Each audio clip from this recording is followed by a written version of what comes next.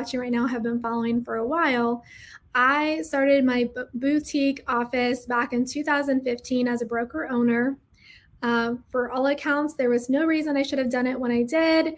I had a very mediocre career up until that point. Some years I'd sell 5, some years I'd sell 10. I think maybe the height of my career in 2007, I might have sold 20 or 25. So definitely not a raging success. But I had our son in 2012, and I knew that I didn't want to do anything else. I didn't want to clock in, clock out anywhere else and work a traditional 9 to 5 job because I wanted to be there for our son. We struggled with infertility, and it took us quite a while to be able to have him. And so I just didn't want to miss any minute with him. So in 2015, my broker had passed away just 6 months before, and we were like, well, what are we going to do now? I have to move my license. If I want to make real estate my full-time career, I have to hang my license somewhere. And we looked at the options in the community that we live in, and we just really didn't feel like we aligned with any of them. It just didn't seem like it was the right fit. So my husband and I decided to start our own brokerage because that's the logical solution, right? If you don't have success, just go all in and become a broker owner. But God was on our side. And so 2015, I became the top agent in our MLS. And I think everyone's like, where did she come from? That year in 2015, I sold 78 homes. And again, I'm in a very rural community, small area. So that put me in the number one slot in our MLS, 78 transactions that year. And I did have an assistant at the time. I did everything wrong with that assistant. She was amazing, but I was a very poor leader. And despite of my poor leadership skills, we still saw some success. I had one other agent that started that brokerage with me, and she started as more of an investor.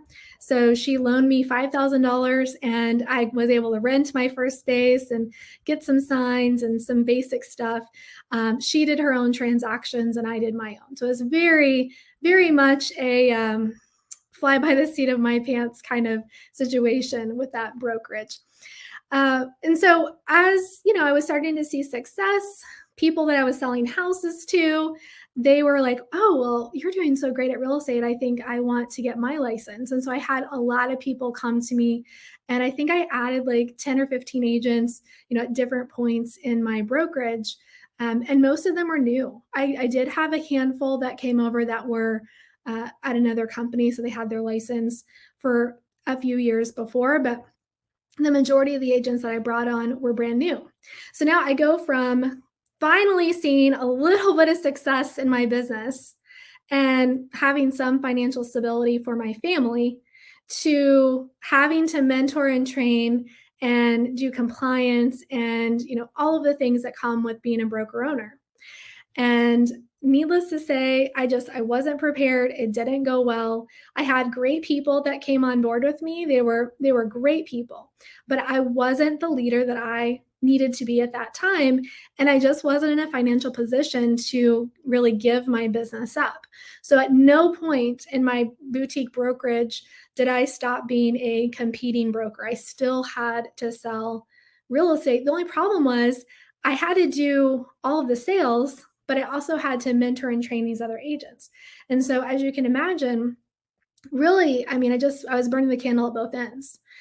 It was very hard and very stressful. I wanted to put my all into it, and I cared about the people that were working with me.